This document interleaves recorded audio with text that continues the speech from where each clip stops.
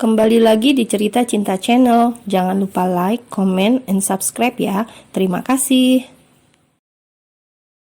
Mereka sudah tiba kembali di kantor sekitar pukul 2 siang. Cuaca sangat tak bersahabat. Langit tak tampak karena tertutup oleh awan putih tebal, menandakan hujan masih akan berlangsung.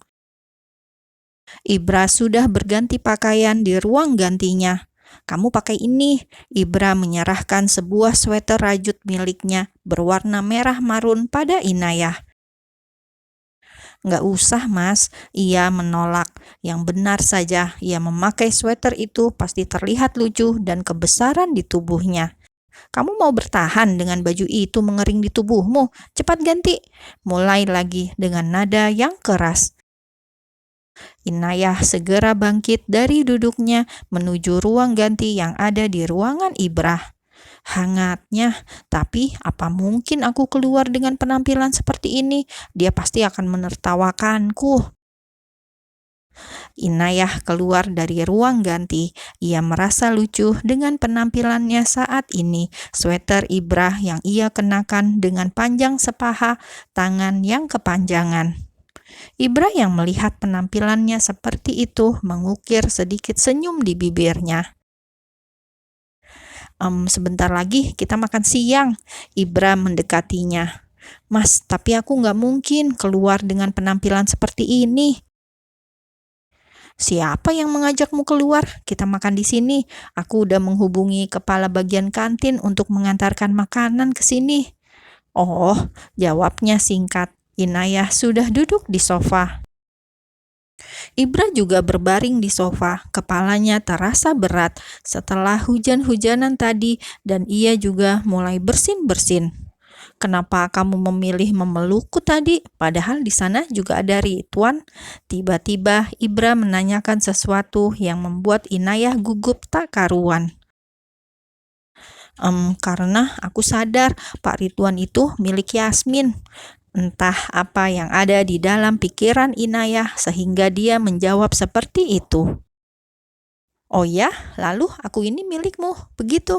Bangun dari rebahan dan duduk mendekat ke Inayah, menatap gadis itu dengan tatapan menggoda. Inayah langsung bangkit karena posisi seperti itu membuat jantungnya berdegup kencang.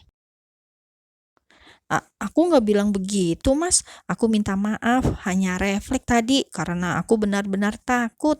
Ibra menarik tangannya hingga ia terjatuh lagi di sofa. Mereka saling bertatapan, wajah mereka berdekatan. "Wah, sepertinya gue datang di waktu yang gak tepat." Ridwan sudah berada di depan pintu, entah sejak kapan. Inayah pun langsung bangun dan melepaskan tangannya dari cengkraman Ibra dan hendak melangkah keluar ruangan. "Inayah, tunggu sebentar, saya ada perlu dengan kamu," ucap Ridwan. "Iya, Pak." "Ini jadwal Ibra sebulan ke depan, tolong kamu yang mengingatkan dia ya. Meeting penting internal dan eksternal semuanya ada di situ." Menyerahkan sebuah map kepada Inayah. "Saya hanya membuat garis besarnya saja, tolong kamu cek lagi dan jadwalnya jangan sampai salah." "Baik, Pak." Mengangguk dan mengambil map tersebut, lalu melangkah keluar. Inayah menuju meja kerjanya dan berpapasan dengan seorang pelayan kantin. "Mbak, mau ngantar pesanannya Pak Ibra," ucap pelayan itu. Matanya tertuju pada sweter kelonggaran yang dikenakan Inayah. Silakan Bu, masuk aja ke ruangannya," ucap Inayah. "Sorry kalau gue ganggu kemesraan kalian, tapi untung gue datang ya. Kalau enggak, pasti tadi sudah terjadi sesuatu yang indah. Hahaha," ucap Ridwan dengan nada mengejek. Ya untung lo datang," ucap Ibra, wajahnya terlihat jengkel. "Pinjem baju lo ya." Tanpa persetujuan Ibra, Ridwan langsung mengambil baju Ibra di dalam lemarinya. "Siang, Pak. Permisi, ini makanannya." "Letakkan di meja, terima kasih," ucap Ibra singkat. Kemudian pelayan pergi meninggalkan ruangan itu. "Pas banget, gue lagi lapar." Ridwan mendekati meja yang di atasnya sudah tersaji 2 mangkok sato ayam beserta nasi putih. "Jangan, lo pesan lagi aja." "Ah iya, gue tahu kok. Ini punya bos dan sekretaris kesayangannya, iya kan?" "Oke, gue ke bawah." Hanya itu jawaban Ibra. Ridwan pun berlalu pergi, meninggalkan ruangan itu. Tak lupa ia singgah ke meja Inayah. "Udah ditunggu bos tuh, makan siang bareng." Inayah tersenyum malu dan mengangguk saja. Ibra sudah berdiri di depan pintu. "Sst," memanggil Inayah dengan suitan dan memberi gerakan dengan wajah agar Inayah segera masuk ke ruangannya. Ia pun mengerti dan langsung berjalan mengikuti Ibra. Rasa laparnya hilang seketika saat harus duduk berdekatan lagi dengan bosnya. Gadis itu, entah sejak kapan dia begitu gugup berada di dekat Ibra, padahal sebelum-sebelumnya biasa saja. "Makan." "Sebenarnya aku nggak lapar, Mas." "Jangan gugup seperti itu. Aku nggak akan menerkamu sekarang. Mungkin lain waktu." "Maksudnya?" Inayah mengerutkan dahinya. "Bercanda. Cepatlah makan. Setelah ini kita pulang. Kepalaku pusing," kata Ibra. Inayah menurut dan langsung menikmati makanannya. Perlahan habis juga. Ia melawan rasa gugupnya demi perutnya yang keroncongan. Sudah selesai makan, Ibra mengambil kunci mobilnya. "Ayo kita pulang." "Ini piring kotornya gimana, Mas?" Gadis itu selalu saja memikirkan hal yang tidak penting. "Itu bukan urusanmu, nanti akan ada cleaning service yang masuk ke sini membersihkan ruangan." "Oh iya." Mereka sudah di mobil. Sejak tadi Ibra terus saja bersin-bersin. "Kamu flu ya, Mas?" Inayah memberanikan diri untuk bertanya. "Sepertinya udah lama aku nggak hujan-hujanan seperti tadi. Terakhir kali saat main basket waktu SMA," jawabnya. Tak lama mobil berhenti di depan rumah Inayah. "Terima kasih, Mas. Hati-hati," ucapnya saat hendak turun dari mobil. "Ya, kamu istirahatlah." Rasanya ingin sekali Inayah menjawab, "Ya, kamu juga, Mas. Jangan lupa minum obat sebelum benar-benar demam." Tapi sayang, itu hanya bisa ia ucapkan dalam hatinya. Inayah masuk ke dalam rumah. Ia tak mendapati ayahnya. Ibunya pasti belum pulang kerja karena masih jam 4 sore. Dengan cepat, Inayah langsung masuk ke kamarnya dan mengganti pakaiannya sebelum ayahnya curiga dengan sweter marun longgar yang ia kenakan itu. Ia tersenyum malu saat membuka sweter itu. Ia tak menyangka ternyata Ibra masih punya sisi yang manis di balik ucapannya yang sering terdengar kasar. "Aku tak mengerti entah bagaimana dan sejak kapan aku mengkhawatirkan seseorang sedalam ini. Ingin tahu kabarnya. Rasanya ingin sekali aku menelponmu malam ini atau sekedar mengirimkan pesan singkat untukmu. Apakah kamu baik-baik saja? Namun apa daya, siapa aku yang berhak mengetahui keadaanmu? Bertahun-tahun sudah aku tak merasakan gejolak ini. Sepertinya kehadiranmu mengubah duniaku.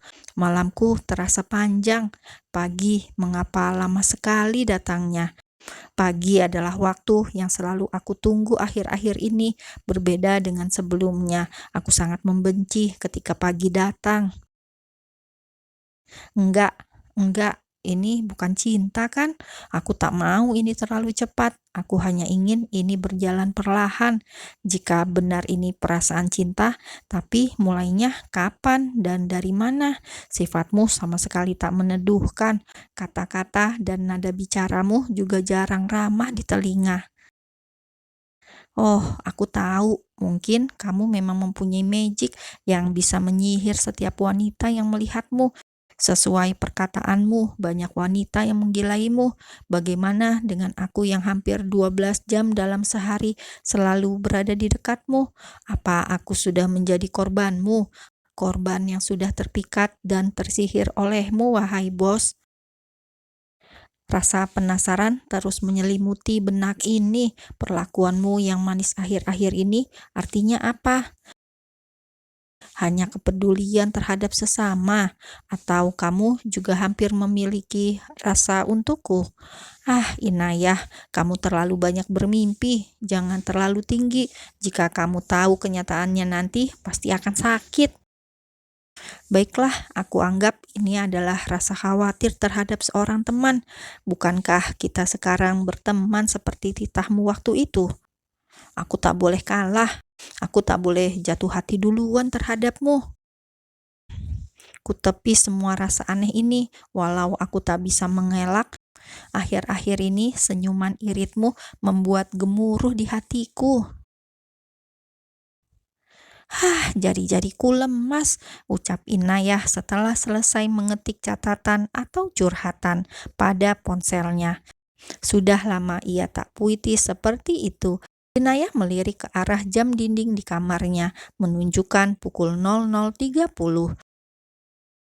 Gadis itu menekukkan kedua lututnya, menadahkan dagunya pada lutut dan tatapannya tak lepas dari layar ponselnya, seperti berharap sesuatu dari sana. Oke, kita berteman kan? Apa salahnya seorang teman mengkhawatirkan temannya? Normal kan? Katanya sambil jari-jarinya mengetik sebuah pesan untuk bosnya. Mas, bagaimana keadaanmu? Semoga baik-baik aja. Besok siang kamu ada meeting, jadi harus sehat ya. Aku hanya mengingatkan sebagai teman.